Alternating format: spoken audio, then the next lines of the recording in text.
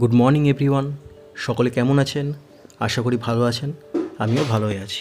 চলে এলাম আবারও একটি নতুন ভিডিও নিয়ে। তো সকলে দেখতে থাকুন, সঙ্গে থাকুন, পাশে থাকুন। আজ যে খাবারটা বানাবো সেটা সকলেরই পছন্দের একটি খাবার। তো প্রথম থেকে শেষ পর্যন্ত দেখতে থাকুন কীভাবে বানাই। এই খাবারটি বানানোর জন্য আমি ব্যবহার করেছি রুই মাছের পেটি।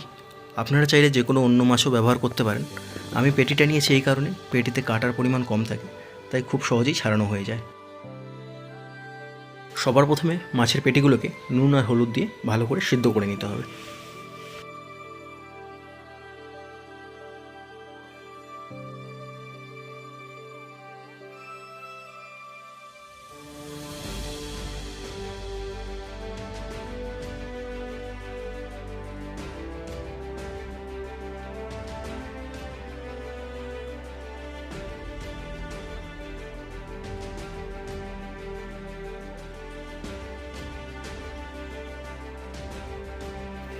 মাছগুলো সেদ্ধ হয়ে গেলে একটি খালি প্লেটে তুলে নিতে হবে, রেখে দিতে হবে কিছুক্ষণের জন্য ঠান্ডা হওয়ার জন্য।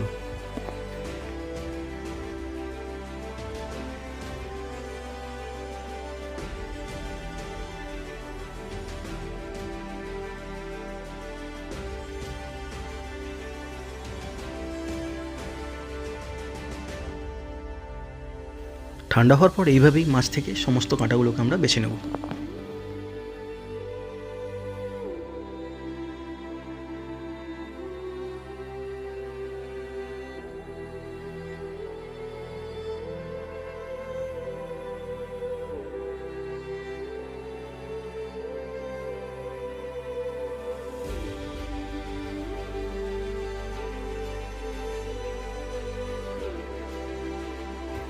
তারপর একটি কড়াইয়ে তেল গরম করে তাতে একটা তেজপাতা আর কোচানো পেঁয়াজ দিয়ে দিতে হবে।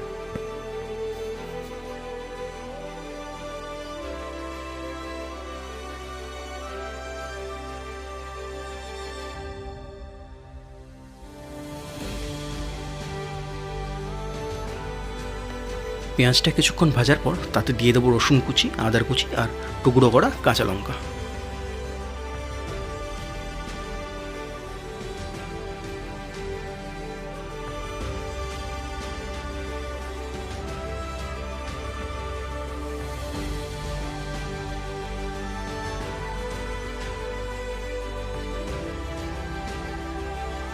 এরপর আমরা দিয়ে দেবো সেদ্ধ করা মাছটা।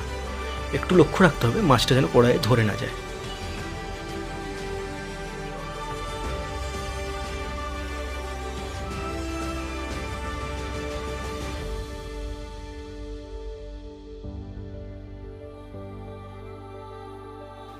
একটা সেদ্ধ করা আলুকে ম্যাশ করে ওই মাছের মধ্যে দিয়ে দিতে হবে।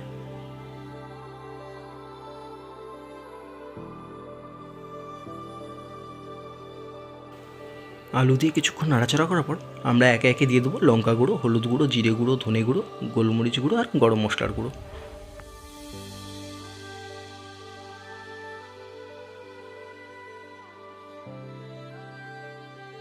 যদি মিশ্রণটি কড়াইয়ে ধরে যায় তাহলে আপনারা মাঝে মাঝে সামান্য পরিমাণ ঠান্ডা জলও দিতে পারেন। আমি প্রথমে নুন দিতে ভুলে গেছিলাম, তাই নুনটা শেষে দিয়ে দিলাম। যদি কারো আমার মতো বাদাম খেতে ভালো লাগে তাহলে ভাজা করা বাদাম এর মধ্যে অ্যাড করতে পারেন।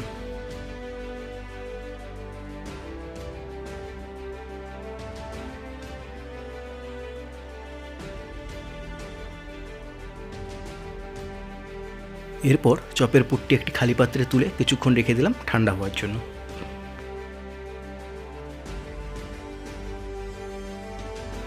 একটি পাউরুটির টুকরোকে এইভাবেই ঠান্ডা জলে ডুবিয়ে জল থেকে তুলে নিগড়ে চপের পুরের মধ্যে দিয়ে দিতে হবে।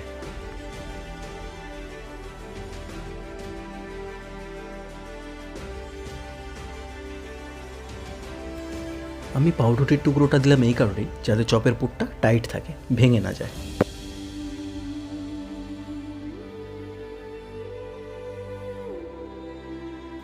রুটিটাকে ভালো করে চটকে চপের পুরের সাথে মাখিয়ে নিতে হবে।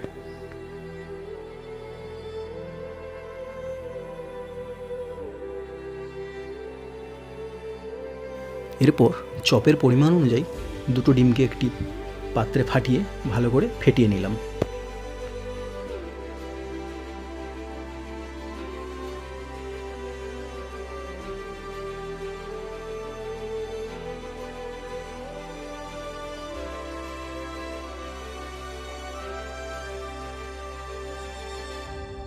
এরপর চপের পুরটাকে নিজের পছন্দ মতো আকৃতি দিয়ে দিলাম। আপনারা চাইলেও গোল কিংবা চ্যাপ্টা আকৃতি দিতে পারেন। এরপর প্রথমে ওই ফাটানো ডিমের মধ্যে, তারপরে বিস্কুটগুলোর মধ্যে এটাকে ভালো করে লাগিয়ে নিতে হবে। এইভাবে দুবার কোটিং করতে হবে।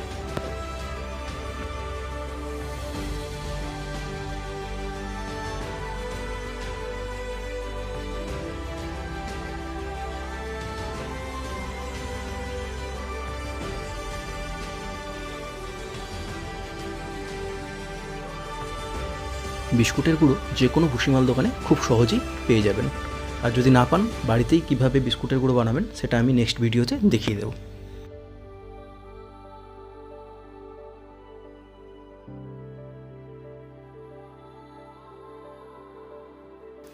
চপগুলো রেডি হয়ে গেলে এইভাবেই ছাঁকা তেলে চপগুলোকে ভেজে নিতে হবে। বেশি হাই হিটে ভাজবেন না, তাহলে বাইরটা সব তাড়াতাড়ি লাল হয়ে যাবে, ভেতরটা কাঁচা রয়ে যাবে।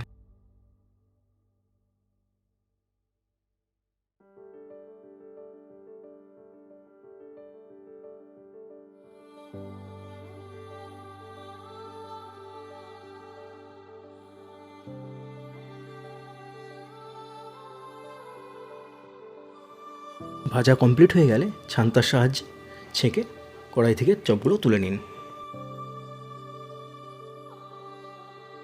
এরপর গরম গরম বাড়ির লোককে পরিবেশন করুন আর নিজেও খান। ভিডিওটি যদি ভালো লেগে থাকে লাইক দেবেন আর কমেন্ট করে জানাবেন।